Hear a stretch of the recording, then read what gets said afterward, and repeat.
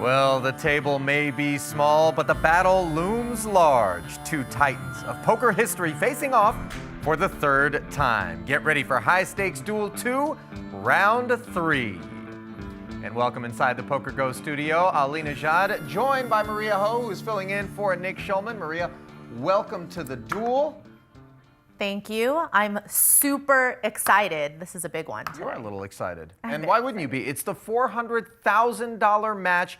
Phil Hellmuth, already a $500,000 winner after going 3-0 against Esfandiari and 2-0 here against Daniel going into the third match. Listen, if money was the only way to keep score, then I think it's very fair to say that Hellmuth is way ahead right now. And, I mean, for the people that put a little bit of action on him on U-Stake, they're probably pretty happy as well. Yeah, the backers are certainly rejoicing, aren't they? Yeah. Now, for those of you who missed either of these first two rounds against Daniel, we'll get you caught up. Hellmuth, of course, defeated him in that 100K match. That was $50,000 a man. And then again in the 200K match at 100K a man. And Maria, just walk us through these numbers. Impressive stuff. Yeah, I mean, in the first round, we see that it lasted 327 hands with only one lead change. But you look at round two, 234 hands with 17 lead changes. Not to mention in round one, Hellmuth came back from a 19-1 deficit. But as of now, it looks like he has 5 straight high stakes duel victories. Yeah, I mean, people overuse this in sports, momentum, right? But in poker in particular, and you know, Daniel's alluded to some of this, it can get into your head, right? For better and for worse. 5-0 coming into this thing. What haven't we seen from Phil, though? I feel like he's put it all on the table. He has come back from an insane chip deficit. He also knows how to keep the lead, close things out. I feel like he's playing all heart right now, and it's up to Daniel to come up with an effective counter strategy. And it's pretty incredible because even as he comes in 2-0 against Daniel, 3-0 against Esfandiari, 5-0 in total, there is still so many naysayers out there. And the guy just cannot shake people questioning his abilities. But in No Limit Hold'em tournament format, and apparently in Heads Up as well, he seems to be the man, at least for the time being. Now, to better understand the way that Hellmuth has been playing in this most recent match, let's take a look back at a hand where he pulled off a major bluff to take the chip lead for good. A much better card for Negreanu at the open-ended straight flush draw.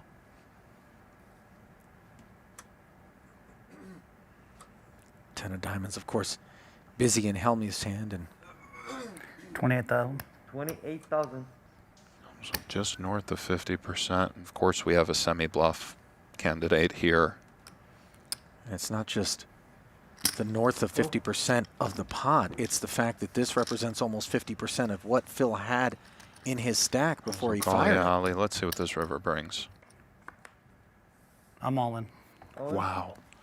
Wow, Ali. Good hand. A snap all in with 10 high from Hellmuth, and despite hitting the 9. Does it You like the spade again. or you don't like the spade? I didn't like the spade. Didn't like the spade.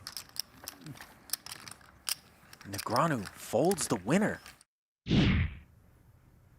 And he didn't take his time folding it either. Daniel was very convinced that he was beating that spot. And you know that he's gone back and he's doing his homework. He's in the lab. He's watched these first two matches. And you go back to a moment like that, getting bluffed by Phil, moving forward, is that tough to shake? It starts to just be there in the back of your head moving into this third round? listen, nobody likes to be bluffed, especially in such a public way. Most of the time when we get bluffed, it's only at the privacy of our table. It's not going to make a highlight reel. It's not going to get replayed over and over. So sure, does that affect Daniel a little bit? Yes. But I think Daniel's a consummate professional. He's going to take that information into the future game and be able to adjust and adapt accordingly. And while a lot of people enjoy that privacy you talked about, Daniel's not one that wants to exercise it even when he has that opportunity. He's very transparent. He's always given his fans a glimpse into what's going on. And he gave us a glimpse via Twitter, his favorite social platform, into his mindset one day after losing that second round match. And here it is. He says, "This is what you sign up for when you enter the arena. It requires mental fortitude to pick yourself back up time and time again and get back on the horse." He was indeed leading for most of both matches until the blinds got up there. But in the end, he is down 2-0. Luckily, he said, he's got a chance to get it all back in round 3. And he's hoping this time it goes his way. If not, such is life. He does his best to prepare himself. And in the second match, there isn't a hand that he wishes that he had back. Truthfully, Maria, when you watched either of those matches, were there, I think in round 1, there certainly were a few that maybe we were more inclined to think he would want back. But in round 2, he certainly, if we're to believe him, says that he wouldn't do anything different. Yeah, I mean, even in that hand that we just showed, have a good bluff catcher in that scenario. So no, I mean, I don't think that Daniel should have any regrets right now. And let's not get too focused on pots where Daniel loses or rounds where Daniel loses, because as we know, Kid Poker has some moves of his own. Let's take a look back to a pot where he got Hellmuth to lay down aces. 1500. Let's see here for Daniel. I think we just call. Call. Check. Probably thinking a king or obviously the queen. Maybe some king high actually gets to 4,000. showdown successfully. 4000. But not on this occasion, as Phil now fires the third barrel. Raise 17,000. Look at this, Ali. And very Oh. plausible 7-8 represented successfully. Let's see it. I Let's see it if can't you were show you. bluffing. You're too good. You're going to do the white I had magic aces. stuff. Pocket aces? Yeah. Wow. Yeah. Quite a fold. So obviously, both of these guys have notched to bluff the other, column victory there. For Daniel, look, he's down 2-0. We know this.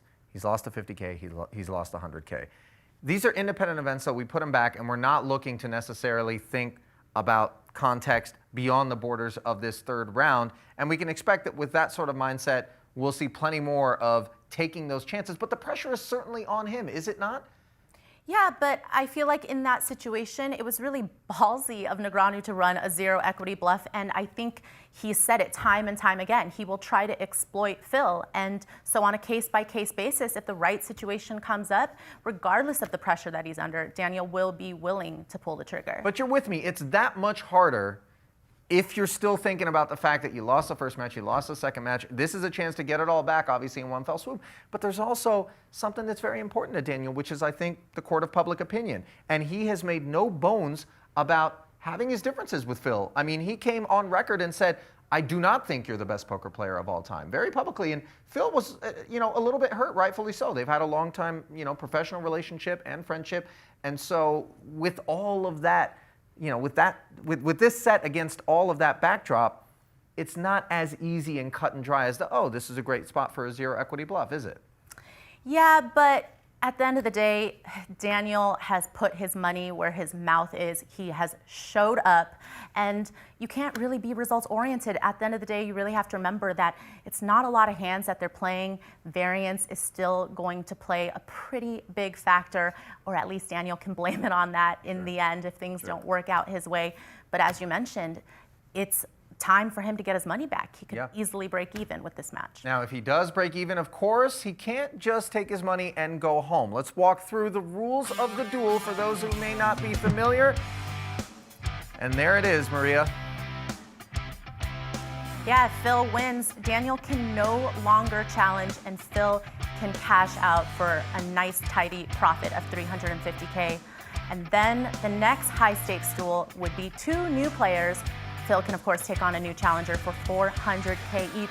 I don't know, the rumor mill tells me maybe Dwan, maybe Ivy. I don't know if Phil wants to take that on. Though, he'd be at 700,000. I'm not sure he goes that route. Now, if Daniel wins, of course, Phil can challenge at the 400K level, or he can walk away. Daniel, however, as we mentioned, cannot cash out. He must take on a new challenger, and if that challenger is not going to be Phil, then that seat will be open for up to 30 days. And I know that there have been some people lurking who are like, well, we'll leave the 50K, 100K matches to the other guys. But once we get up into the bigger ones, that's where we're going to see the likes of Dwan. Who else is in the rumor mill? Ivy, maybe Antonius. I mean, a lot of people are in the States right now and ready to play. So Yeah. Now, it's time for us to shift gears a little bit. Not to the poker, but rather an unsettling and uncomfortable theme, which is our segment that goes through what Phil eats at the poker table. Let us just flash back to the round 2 smorgasbord, shall we? Uh-oh. Is it time? You know, spade would have been okay with me. Oh boy. Be so soon. Stop it. Get the stop. He's just messing a with us chicken. now. By the way. Oh Big God. bag. 500. That's a bag. Is there just Yeah, but there's nothing loose in the bag. food Just in a there? Right out of the small piece bag. of chicken. Oh my God. He's got the fork. The open bag of sustenance was definitely a moment there. Of course, we're all betting folks, right? We're in and around the gambling circles, so we would be remiss if we didn't open up the PokerGO Sportsbook with some lines on what Phil might be taken down in round 3. Boy, look at that. That just, it is uncomfortable there. Oh, good. All right, here we go. Walk me through it. All right, post-COVID menu for Phil, because no doubt he will be eating lobster ravioli from Carbone, maybe. I mean, I love Carbone. I know Phil frequents that often. Skirt steak fajitas from Javier at 11-1. Who doesn't want some of those free chips that comes with it? And French onion sun chips, party size bag. Oh, 30-1. I don't know about that one. Pizza with ranch though? I'm a big fan of ranch dressing. Artichoke pizza with ranch. You're just giving your money away, even if you take the 65-1 there. The party size bag, as we know from the Sour Patch incident, where no one's ever seen a Sour Patch bag that big. I'm not even at Costco. That was the 8-pack. That was the industrial service pack. No. That he brought I mean, to the party that night. unreal. I don't know. What are you taking? You want the ravioli at 3-2? Probably, but I kind of wish Ding Tai Fung was on here. I know that it's a new fave of Phil's, but Yeah. I mean, nothing is too messy for him to eat, clearly, so. I mean, you want to avoid finger food. If he comes with chicken wings, really, just I'm done. I quit, honestly. All right, it's that time. I got to make you do it. I know you don't love it. Beyond just the picks from the food, it is time to pick who do you got in round 3, Hellmuth or Negreanu? Okay, I have to say I'm gonna go with Negreanu on this one. I feel very good about this pick. It's kind of like an unstoppable force, which is Hellmuth right now, meeting the immovable object. Daniel is not gonna back down. I think Daniel knows what he has to do in order to take down the W, and I think he's gonna pull it off. All right, it's no fun when the two of us are on the same side, but I am with you. I think it's just, you talk about it in sports. It's hard to beat a team 3-4 straight times, and Daniel's now lost 2. He's coming off the Doug Polk stuff. I just think he is way, way, way overdue and way too capable to end up going 0-3 against Hellmuth. But only time will tell. One way to find out, and that is to tune in and watch High Stakes Duel II, round 3. It's going to be happening tomorrow night, June 23rd, 2021 at 8 p.m. Eastern, 5 p.m. Pacific. And with that, we wrap up the Hype Show. She's Maria Ho. I'm Ali Nejad. Thanks so much for watching, and we'll be back with you tomorrow with my snack, Nerds. What do you know about this? Nerds Gummy Love Clusters, Nerds. guys. I'm telling you, this is the new cocaine. Nerds Gummy Clusters. I'm not being paid to say that either.